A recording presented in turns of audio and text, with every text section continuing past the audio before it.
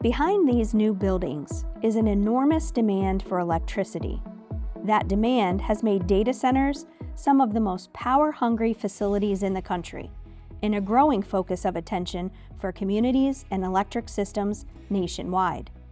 As demand for artificial intelligence, cloud storage, and digital services grows, developers are increasingly looking towards rural communities like ours in Pennsylvania. That raises questions many are beginning to ask. Who pays for the power? Can the grid handle it? And what does it really mean for the people who already live and work here? To help us understand what's at stake, we spoke with the president and CEO who leads both Pennsylvania's Rural Electric Association and Allegheny Electric Cooperative, the statewide voice for rural electric cooperatives and the organization that supplies wholesale power and transmission services to its member cooperatives in Pennsylvania and New Jersey. Starting with a simple question. In plain terms, what is a data center and why are communities like ours in rural Pennsylvania becoming part of the conversation? A data center essentially is a large warehouse.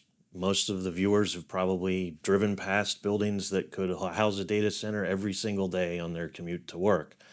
Now, those data centers are filled with computers, servers, large entity, very active computer software that stores data and processes data for things like streaming services to our documents that you produce at work every single day. Now, in rural Pennsylvania, the data centers are interested in locating there because we have a couple of things going for us. We have lots of land. We have lots of resources. And in some cases, we have lots of infrastructure that's either underutilized or unused. These are all very attractive things for data centers and the large companies that own them. Now, the bottom line is, when a company is looking for a site for one of these large projects, they need to have power, they need to have resources, and they need to have infrastructure. And rural communities in Pennsylvania are places where they can find that. Speaking of power demand and grid impact, how does the electricity demand of a data center compare to homes, farms, or local businesses? And what does the scale mean for a rural electric system? I think it's important to understand data centers have been around for a long time. Many times they're very small, 5 megawatts, 2 megawatts. In fact, a lot of our local hospitals in Pennsylvania have off-site data centers to store patient records. These are not the data centers that we're talking about.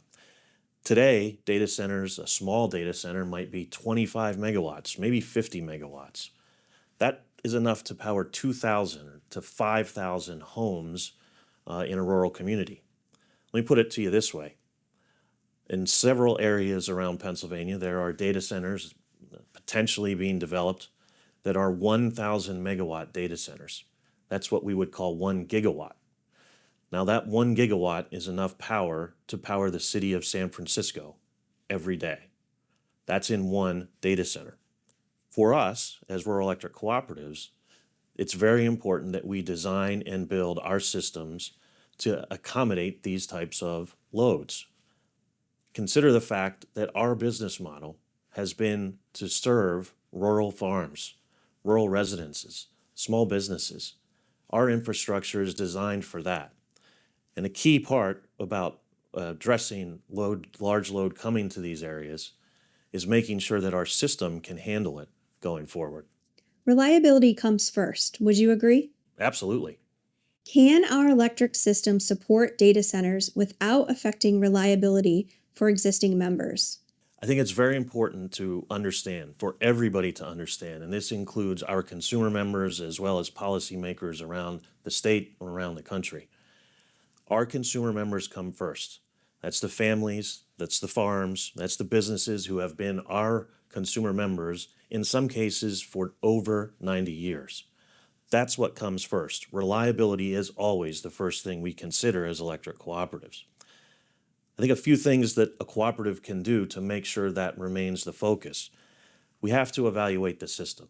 Before you can even contemplate having a large load come on the system, Our engineering staffs have to evaluate our system, working with our transmission providers and transmission owners to make sure that the infrastructure available can handle such a large load. In some cases, we'll have to upgrade that. And that means who pays? When do we require that payment? How do we assure that our consumer members aren't paying that? These are key questions as we figure out how to address reliability concerns. The most important part, and what everybody should know, is that an electric cooperative is about our consumer members. That means reliability to those members come first. Could data centers increase costs for co-op members? And how do cooperatives make sure the cost of new infrastructure stays with the customer that requires it? I think this is where the cooperative difference really matters. Electric cooperatives are organized differently than investor-owned utilities or private power companies that some of your viewers might know. Here's the thing.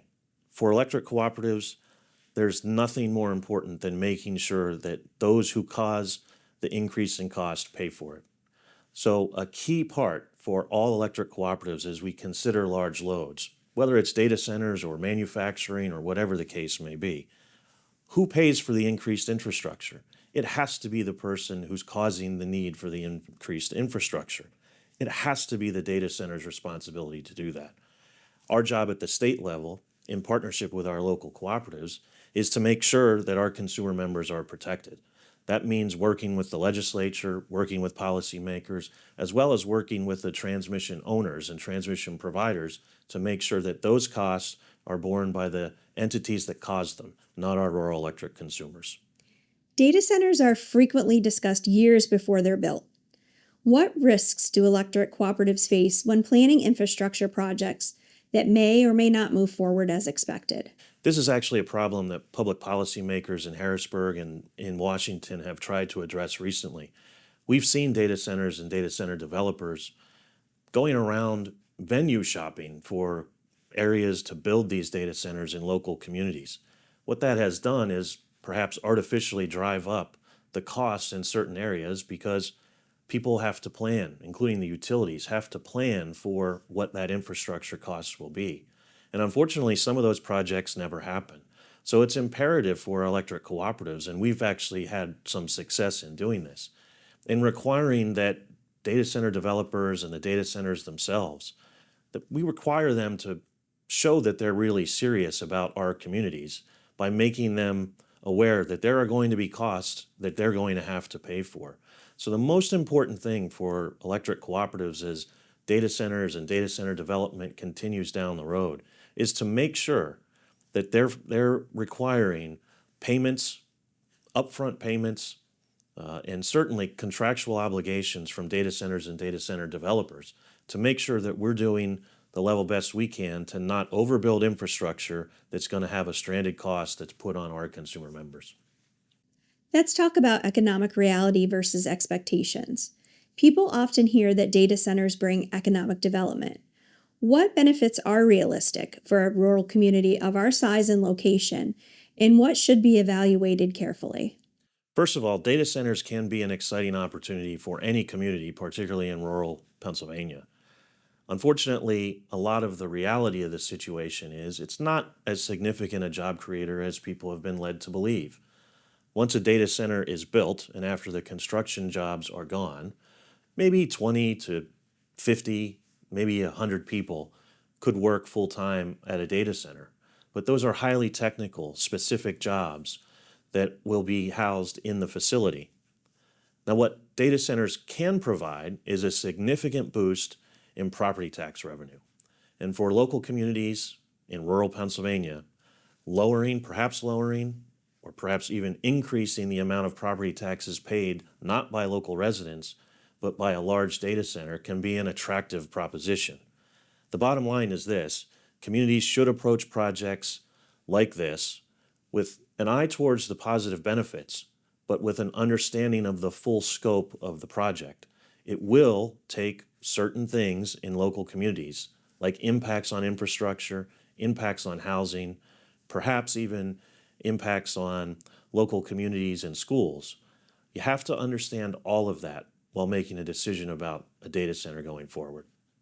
What's the one thing co-op members should understand about data centers and how their electric cooperative makes decisions with members and concern for community as a priority?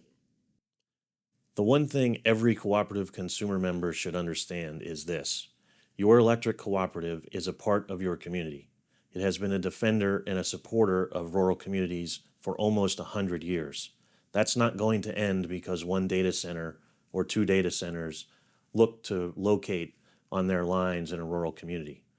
The most important thing consumer members should understand is that the electric cooperative will never do anything to impact the reliability or the affordability on their consumer members, even with something like a data center or a data center project. The consumer member is always the most prominent concern for our electric cooperative in Pennsylvania. As interest in data centers grows, our electric cooperatives understand what's at stake. Evaluating these proposals starts with the facts. How much power is needed? Who pays for new infrastructure? And can the grid support that demand without shifting costs or risks onto existing members? These are not short-term choices. They are decisions with long-term consequences. And for rural electric cooperatives, the standard remains clear. Protect reliability, ensure fairness, and make decisions rooted in the needs of the members and communities already connected to the system.